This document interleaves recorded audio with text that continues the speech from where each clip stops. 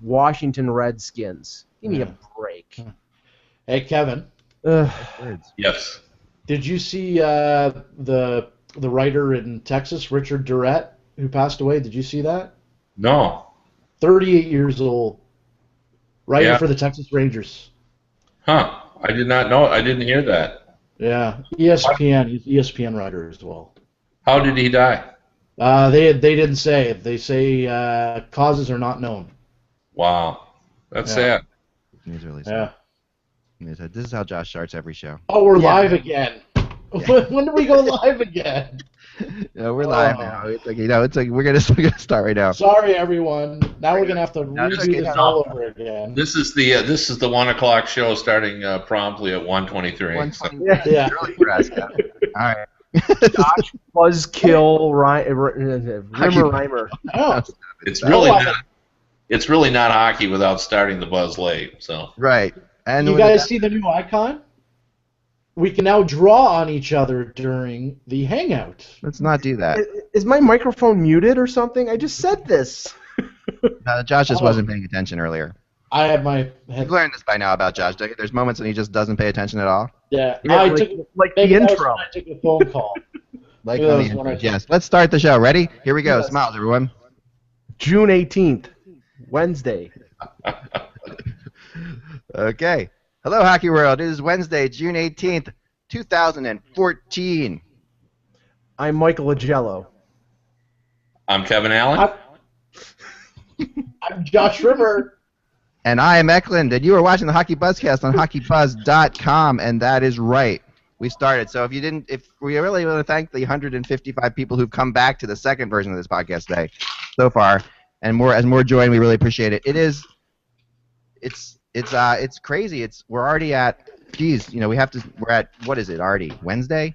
And we only have 9 days till the draft, and today more rumors flying around, more things, but we have to start off with Kevin, with one of your buddies in crime, the guy you interviewed at length, who's been bought out today, right? Jordan Tootoo. Yeah, I'm actually really saddened by this. Jordan Tootoo, I got to know when he first came in the NHL. I went up to his home in Rankin Inlet, spent some time with him as he prepared for his first NHL season, the first Inuit to play in the National Hockey League. And, it's really interesting. We talk a lot about the hardships that guys endure in order to make the NHL, but there's probably no one in the NHL that is more unlikely to get there than Jordan Tootoo. When you see, where he lives in the middle of nowhere. Like, I was up there in July, and the ice had just broken up on Hudson Bay. And, there was, I went seal hunting and whale hunting with him. It was an incredible experience. I'm the least likely guy on the planet to go seal hunting. But by the end of that experience, I was definitely rooting against the seals. They were taunting us. They really They're rooting against the seals? Now, just to clear everyone off of and the other people off of our minds, it is legal for Jordan Tootoo and you to seal hunt at this point. Well, I didn't actually pick up a gun. I was just accompanying him when I went, but when he was there. But it is certainly legal for him to hunt. And in fact, his dad told me a great story that where I was is north of Manitoba. For Americans, it doesn't seem like there's anything north of Manitoba, but where he lived is well north, up in the Arctic Circle. And his dad was telling me that when he was a kid, there were polar bears all over the place. And I said, well, what happened to all the polar bears? And I thought he was going to be talking about global warming and all that. He goes, oh no, they moved down to Manitoba because you can't hunt them down in Manitoba. And he said, polar bears are not dumb. All their friends were getting killed up here, so they all went south. So there weren't any polar bears up there. But it was a delightful experience. I watched him train, and and the modern NHL player, they train by going down to the gym, hitting the weights. They've got machines doing all that. When Jordan trained, he picked up one of his cousins and then just ran over the tundra with her. Like a 115-pound.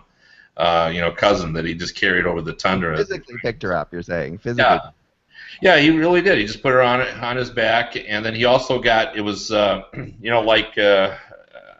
picked up those 5-gallon pails filled with sand and held them out with his hands, and then, would run with those for a while. It was really remarkable, and I really got to admire this guy.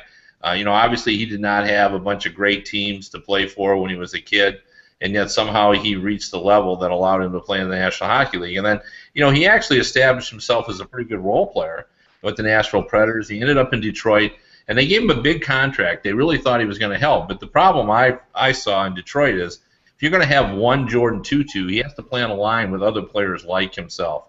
And he was the only player like that on the Red Wings. And so, his value was kind of lost, and eventually he was shuffled off and sent to the minors. And I actually saw him in the AHL, and he just seemed sad, that he just no longer had the opportunity. But I think this is a great thing for him. He'll be signed by another team. He can still be a pretty effective role player.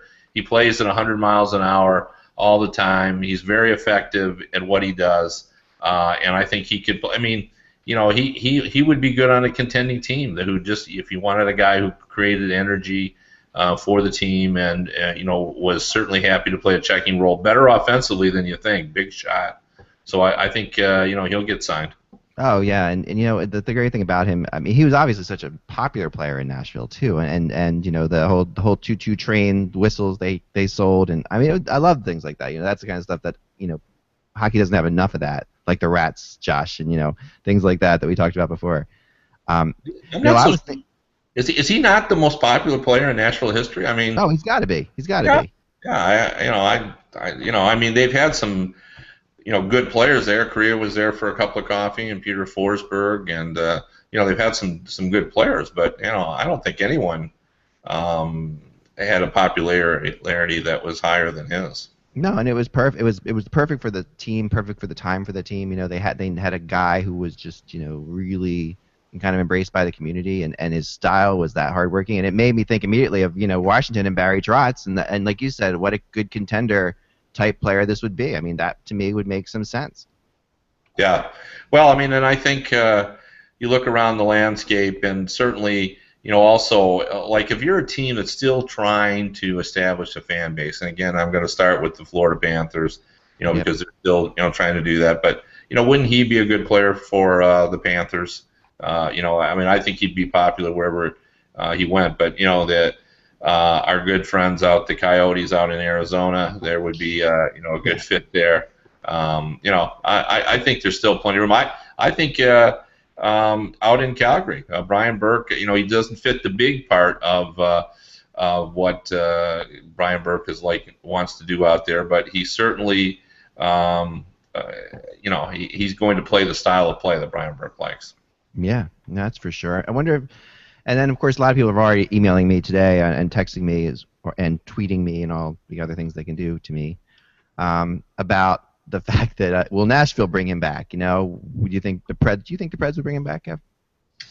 I think not. I think they've turned the page on that. Yeah. That would be my read on that. They want to move beyond that. They want to establish themselves with their fan base as a winning team, and I think it would feel like they're like they're trying to pull one over on the fans. They need to win their fans by winning, and I don't think they'll go that direction. Right, and I kind of agree with you on that one. I know Preds fans are pulling for it, so you can never say never. But I think it would be a weird situation, and definitely. Let's get on to another news. Our old friend Andy Strickland, who used to be a HockeyBuzz writer, we saw recently at the during the regular season in Philly, now travels around working for Fox, I believe it is, in St. Louis. Tweeted out today that he's heard that Brian Campbell wants out of Washington. Out of Florida. Sorry, I put Washington in my head there. I was out of Florida, obviously. Josh, your thoughts on this first, and then we'll move around the circle a little bit. I'll tell you, my initial thought on this is that this isn't necessarily nothing against Andy or anything. It's not necessarily news to me that I think Brian Campbell has been available before, but at the same time, and I think maybe less so now than ever before because of the fact that Talon likes him and the fact that he's important. It's important to have a guy like a Brian Campbell around on a team like that. But that's just my thought, Josh. Well, at the deadline, there were rumors circulating that he was going to get traded, that the Panthers were maybe going to move him. Brian Campbell is the kind of guy that wants to be and loves playing for a contender. I mean, he won a cup in Chicago. I could totally see him moving to another contender. Maybe, this maybe opens up the door for Detroit. I think that might be a good fit for Brian Campbell. Obviously, that'd be still pretty close to home, 5 hours away from Strathroy, Ontario, I believe he's from. If I'm correct, I don't know. But I could totally see him going to Detroit. But what's interesting is it's getting more, oh my God, I'm going to use the word, interesting, because all these defensemen now, all of a sudden there's all these great D-men that are out there. When we were talking a month ago. Same with centers, like we talked about. Like suddenly this has become my rumor chart, which we all talked about. Like Mike, a couple days ago, you were talking about how this is a boring, year for trade rumors and UFAs because the guys aren't there. Suddenly, this is like a good year for all those. I mean, this is better than most. Mike, but continue. Sorry, Mike. Well, I think, if you look at strictly the UFAs, this is the reason why I think a number of players like Campbell, like Dion Phaneuf are popping up there, because there are no really good UFA defensemen out there. The top three are Niskanen, Anton Strawman, and if Andrei Markov wants $6 million from the Canadiens, I think he's going to be going someplace else, and that's why the possibility of Letang, if Pittsburgh wants to try to move Letang, which I think would be untenable for them to move that kind of salary. But yeah, I think it'll be interesting. Ring the bell. If Campbell is officially shopped out there, it's going to be tough for a team who is a contending team that he wants to play for to fit a $7.1 million salary over the next 2 seasons. So Dale Talon might have to do what he did with Chris Versteeg and take a little bit of a haircut off of that salary to be able to move him. If he can do that, then I think teams like Detroit, other teams who need a team like Colorado who needs a defenseman, couple defensemen actually, might be interested in him. But that's a tough salary to move. Is that his salary or is that his cap hit at this point? I'm trying to know. I'm not sure of this one. I wasn't sure if this was like a cap hit situation. Well, Kevin? I'm going to press the pause button on this. Yes. It makes no sense for the Florida Panthers to trade Brian Campbell. I talked to Dale Talon probably about a week ago, and he was looking to add 2 defensemen. Right. Now, you take Brian Campbell out of that, you're basically going to just have a whole new defense because he's half the defense right now. And we haven't named a coach yet. I think if there are any issues, just because he wants out doesn't mean they're going to let him out. Exactly. And I think they're going to say, okay, let's see who the coach is. Let's talk about where we think we are. They added Luongo last year. That's a big piece. That's a really big piece for them. And I don't think Dale Talon is viewing this team, in fact, I know he isn't, as a rebuilding team. He's thinking he's going to hit the ground running this season with Luongo and compete for a playoff spot. As we all know, the East is pretty forgiving. So I think this, Andy Strickland may be right on this. I have no idea, but just because he wants out, I think there'll be a lot of discussions. I don't think they've got a for sale sign out on Brian Campbell. I think this is way early in the game here, and I would be shocked if he was moved. Yeah, me too. I have him still at like 70% going back to Florida and I think that number will go higher only still. I agree. Josh. Since we're talking defensemen, I want to bring everyone's attention that the Edmonton Oilers Twitter account tweeted out in the last 30 minutes, Oilers panel predicts host Flyers acquire Panthers top pick and draft Ekblad. Never seen another team put that on their Twitter account. But apparently, Twitter account says this? Yes. Oilers panel predicts host Flyers acquire Panthers top pick and draft Ekblad. Look for full @SportsCheck mock draft on EdmontonOilers.com. Apparently, it's Bob Staffer, Jack. I forgot Jack's last name. I think he's the radio guy. Tom Gazzola, Chris Westcott. Anyway, they're putting it out there that apparently they think the Flyers are going to acquire the Panthers' top pick. very interesting when a team kind of this is a whole huge debate about this. About like what teams' Twitter accounts are. What they really are, because to me they should be press releases and not. Like this. I mean, all they're doing here is they're just saying, well, this other team, this group of people says this, and that's not okay. So they're not saying we think. But at the same time, there's definitely an ethics issue here. I'm going to go to Kevin really on this quickly. This is really bizarre. I mean, because right away, being the cynical person I can be sometimes, I'm thinking, are they trying to send a message to fans? Hey, don't think we're going to be able to make this trade because we know the Flyers are the team to beat and to get it, and maybe they've already sort of made a tentative deal. I mean, are they trying to tell us something, or are they just putting that out there just because the guys are have a panel and they're trying to stir up some interest? So and really there is no definition on what they're trying to accomplish there, because are they a news agency or are they just, as you said, doing public relations for the team? It's really hard to know. But I mean, I still think I would have said 3 weeks ago I thought that for sure they were going to trade the pick, and now I'm on the mind that they won't. Just because it just seems like ownership has gotten more involved, and it's always, if you're trying to establish yourself in the marketplace, does it really make sense to trade the number 1 pick? Because mostly only bad happens when you trade the number 1 pick. Right. It's hard to get a fair return, and if Ekblad turns out to be, just south of Bobby Orr in terms of impact, now you've got trouble. So. Yeah, I'm with you, and I don't, I mean, it's so hard with these Twitter accounts. Like the Oilers, EdmontonOilers.com will, they'll tweet out, tickets available. They'll tweet out they'll tweet out stuff. Check out the new Ice Girls competition. They'll tweet out, scavenger hunt, go to the McDonald's at 8th and Vine or whatever. And then for them to do this it really does. If I was running the Edmonton Oilers, I would want the personal Twitter account to go through somebody very important before it goes out there. And I don't get the impression that that's happening. Mike, go ahead. Next thing you know, Ek, Mike, we can't hear you. The Oilers website will be.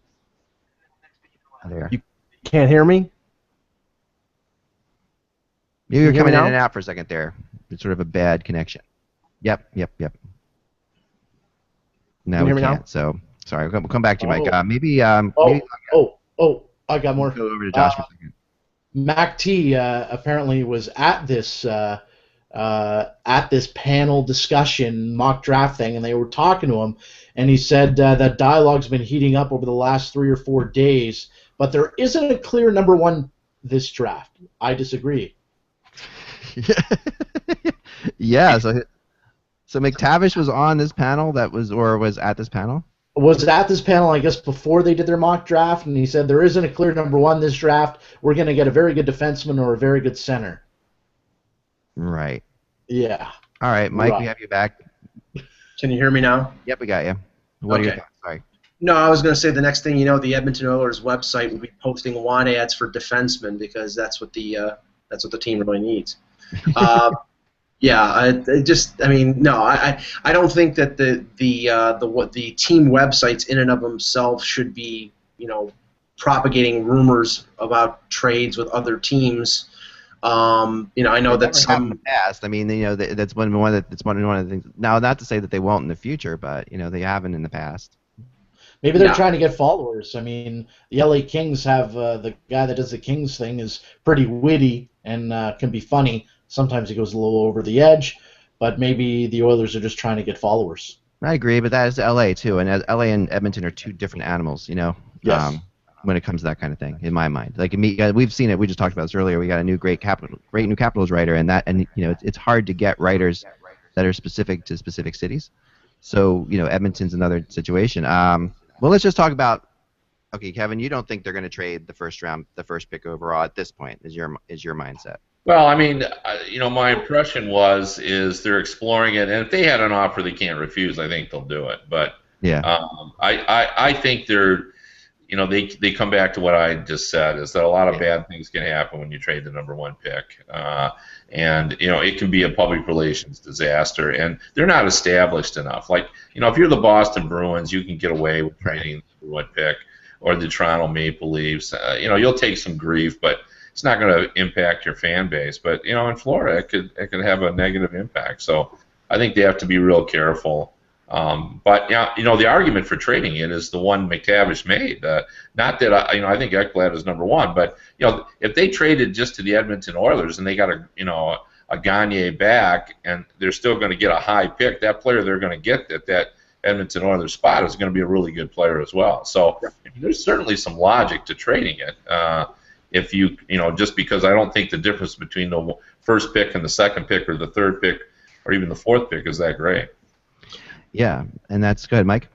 I don't think they're going to trade out of the first round. I think that's there's no question that they're not going to do that. I think a deal like Kevin just said, a third pick and a player, or the rumored Toronto deal that was out there before, which I don't know if that's going to happen. Phaneuf and the 8th pick for the first pick, that makes more sense because they still have a high pick and they add themselves a veteran player who can help them accomplish their goal, which is to finish in the playoffs in the next couple of years. While Luongo's 34 years old. I mean, he's got 3, maybe 4 good years left. They need to be a contending team. They need to be a playoff team to take advantage of that. Otherwise, the deal didn't make any sense to make.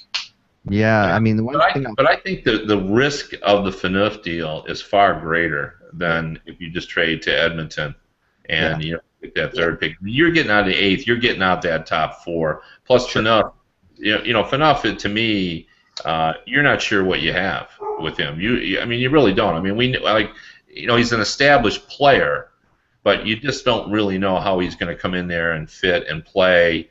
And you know what his playing style is, but I'm not sure he can lift that team. Is my point. And if you're not sure of that, then I don't think you can make that trade. I think that would be risky.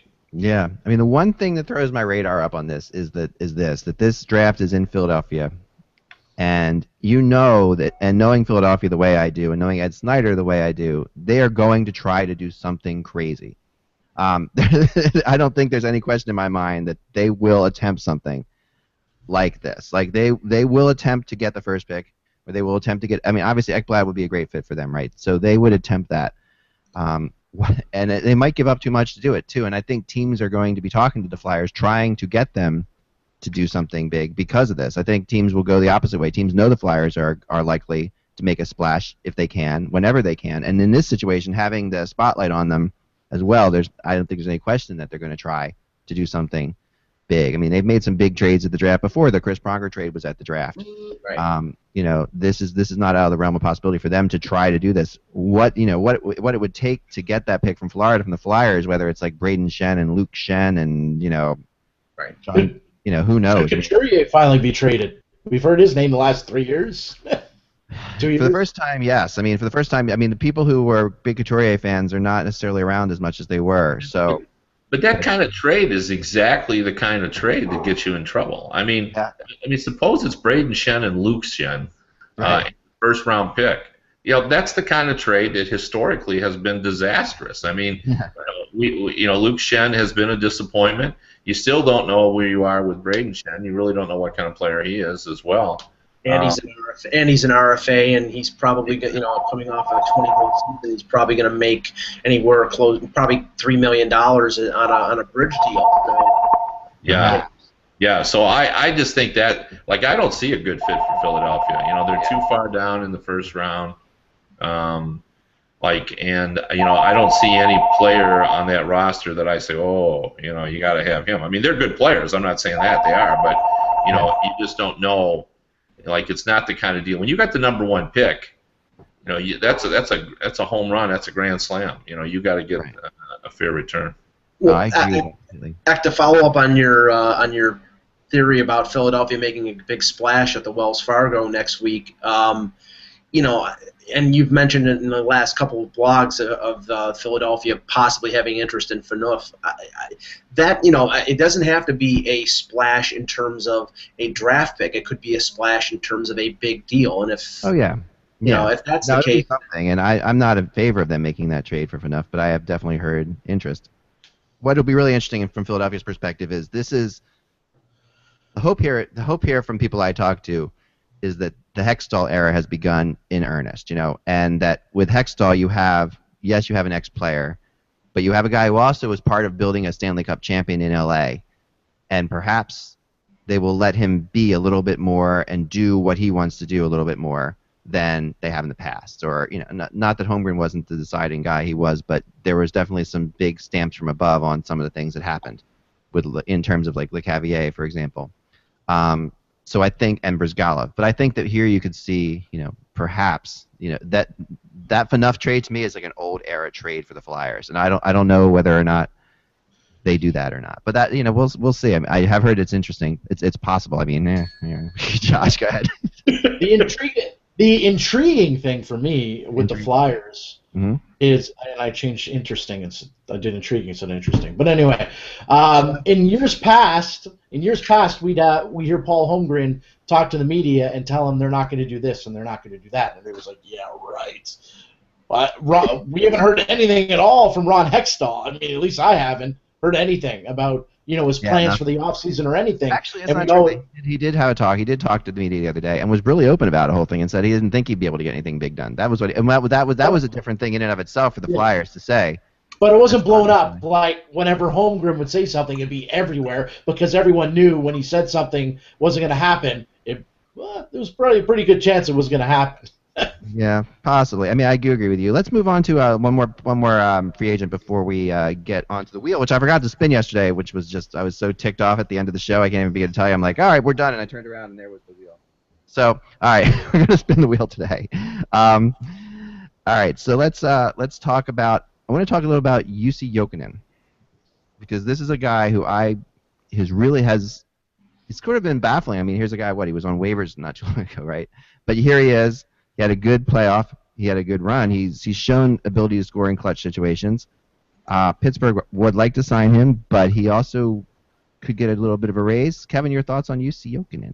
Yeah, I mean, he's going to be very attractive out there. There just isn't enough goals. There aren't enough goals available in the free agent marketplace. But obviously Rutherford knows him, and I think they're going to make every effort to sign him. I mean, if they don't, they're back having a problem that they've had in the past, which is not they don't have guys to play in the top six forward group. So you're trying to fix the problem in the bottom two lines. You don't want to create another problem in the top two lines.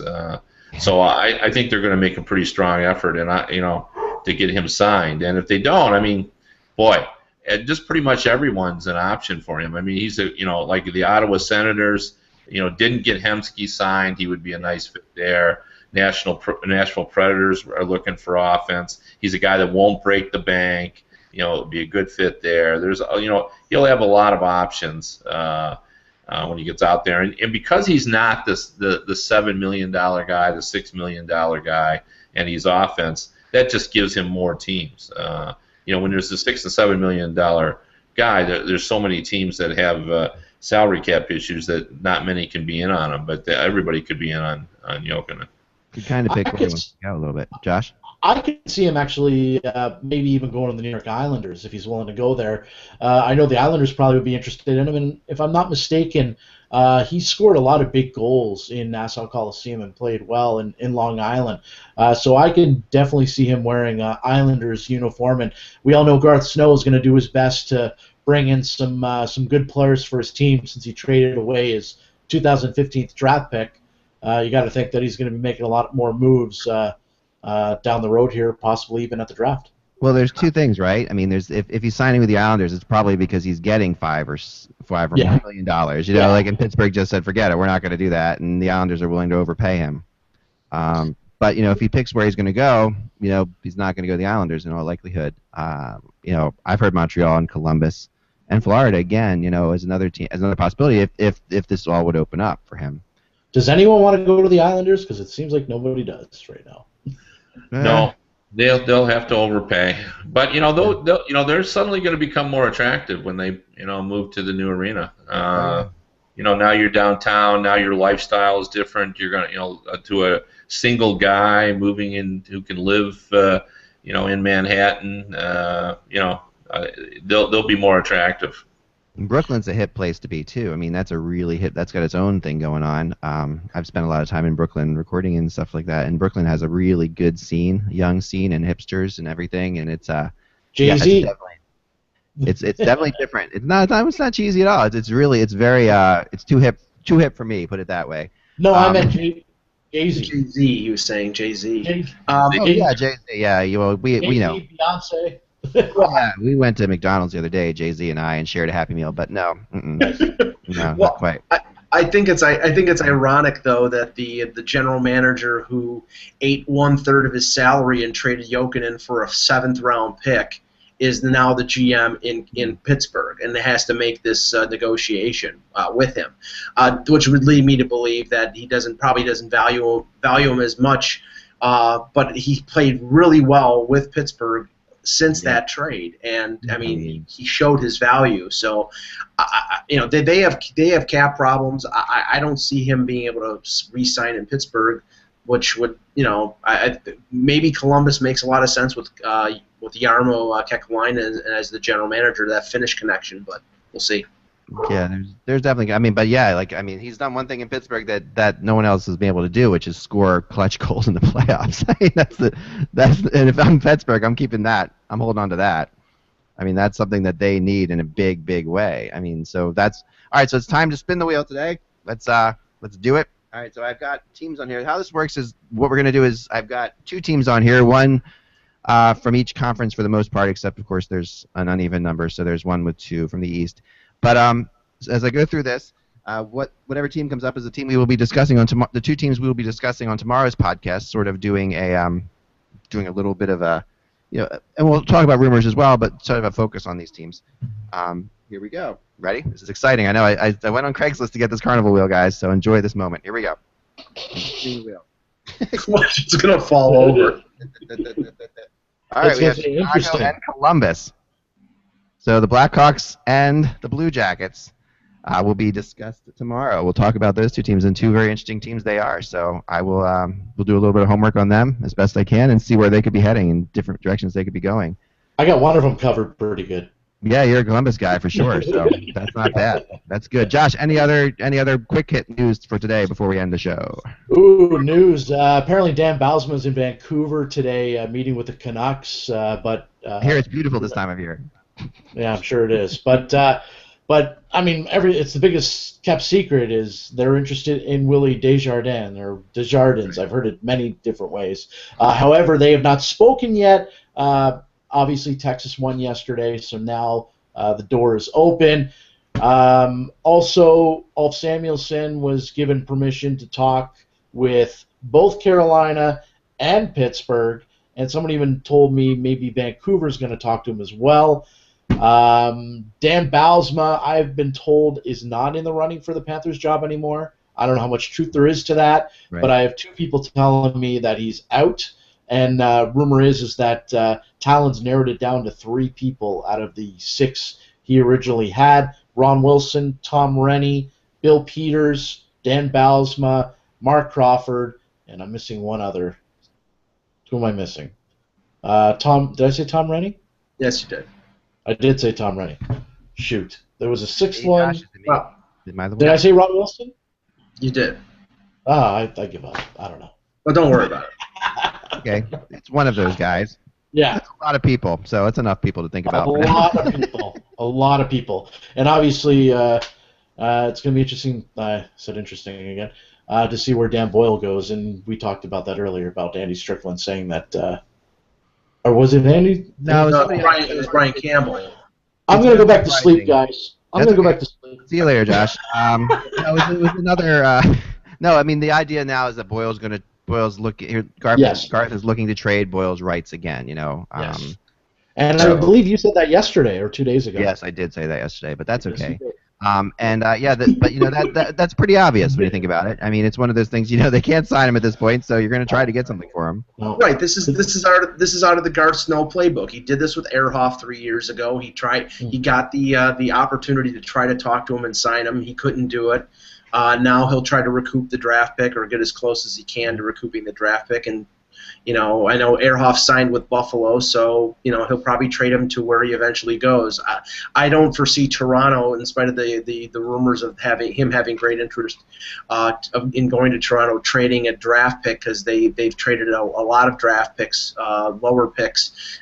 Them giving up a draft pick to get Boyle's rights, they'll probably wait until July 1st if he hasn't signed by then.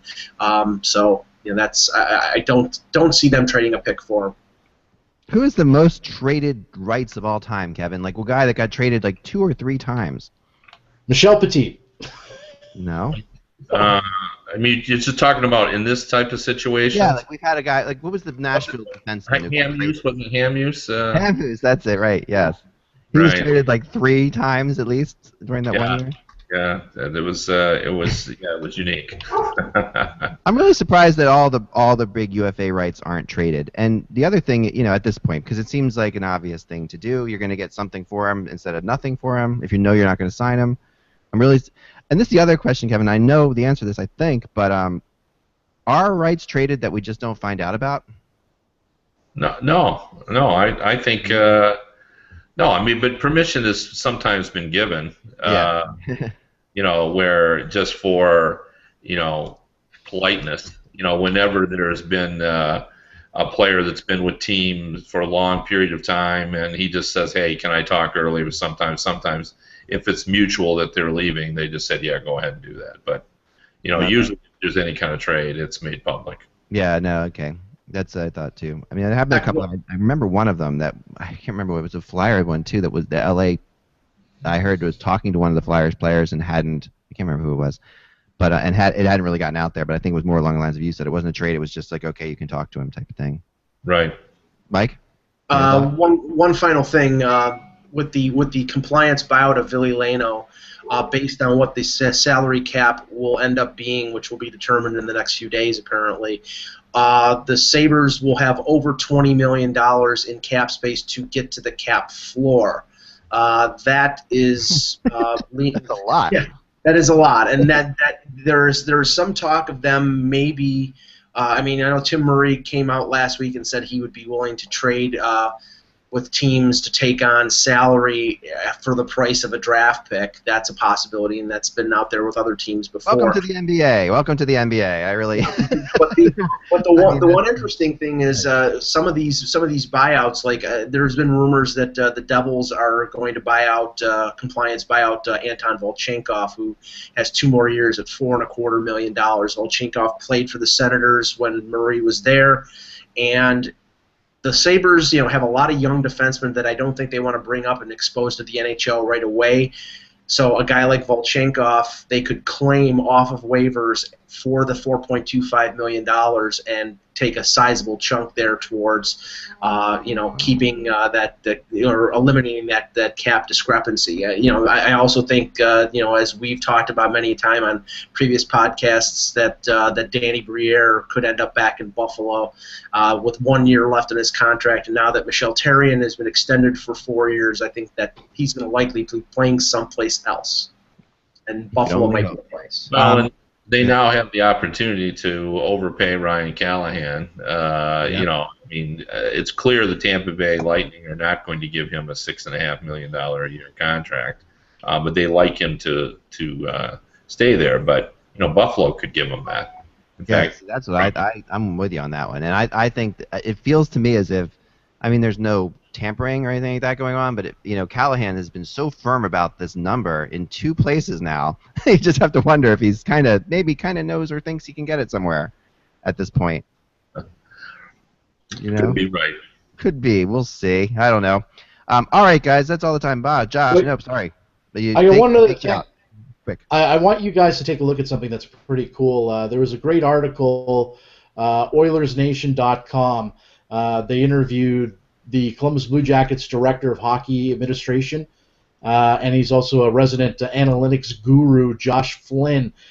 He developed a chart that would rank the value of a draft pick, and it actually gives you some insight into whether those draft day deals involving picks are good moves or not. Okay. So it's actually pretty cool. It's a big chart that he's got. Where can it be found again? It's OilerNation.com. and it's an article written by Jason Greger. What is the value of a draft pick? It's actually it's really cool. I'm not a big analytics guy, so I'm like scratching my head most of the time looking at this chart. But for the people that are big analytics guys, check it out because it's. I don't believe in math. I don't believe in math either, Josh. I'm with you on that. I think math is a made-up system by the Republicans to keep us out of power. Watch it. Well, math and logic are the same thing to me. I don't believe in logic either. The funny thing is that every NFL team has a chart similar to this now. When it comes to trading, like the first pick, they have a chart that tells them what the equal value for a first-round pick at a certain place would be. So that'll be interesting to take a look at. Really cool. And finally, before leaving today, I did write today about the fact that I heard from a couple people that that a big trade could happen sometime in the next really near future, meaning that there's some people who want to get. Normally we have that situation where guys talk at the GM meetings and then they don't really talk again until just right before the draft. It sounds like a couple of the bigger deals, some of these guys that we've been talking about, one of them could go off this week, and that could send some interesting dominoes around because that's what some GMs are waiting for, the dominoes. This could just be wishful thinking by some people, but I think that the sources I talked to seem pretty definitive that, and they wouldn't tell me anything else, which usually means that there's something more to it because they didn't want me to know anything else. But we'll see. I think in the next couple of days we could find something interesting happening, and that'll of course be all for that. So Columbus, Chicago tomorrow, plus rumors. Thank you, Kevin. What do you have going on at USA Today? I'm working on my draft stuff for next week, getting my mock draft set up, and I'm going to do a big trade story and talk about where I think. Not so much where they're going to end up, but where I think the teams should be looking to do. Like, for example, no one's talking about Jason Spezza going to Chicago, but to me that's the most logical place for him. The problem is, they need a number 2 center. I just can't figure out what would go back, in return, and that may be the problem. That may be why we're not hearing about that. But can you imagine Spezza being the number 2 behind Jonathan James? I think it'd be a great fit. Wow. Yes, perfect fit. Perfect fit. What about Brendan Perlini? Where do you think he's going, Kevin? Any ideas? I don't, not yet, but I'm just started to take a look at that now. But I'm sure I will by the end of the week. I think he might have the most upside in that draft, by the way. He puts on a little bit of muscle and gets a little tougher. He could be a really good player in the NHL. Good things there for sure. And you can follow Kevin Allen on Twitter at @ByKevinAllen. You can follow Josh at Josh Rimmer Hockey. Mike is Mike in Buffalo. I am Eklund. And that is all for today. So until tomorrow, 9 days to go, guys. And yes, behind me is the great game Blades of Steel playing. So for those of you questioning, I got a couple tweets about that. Talk to you soon, guys.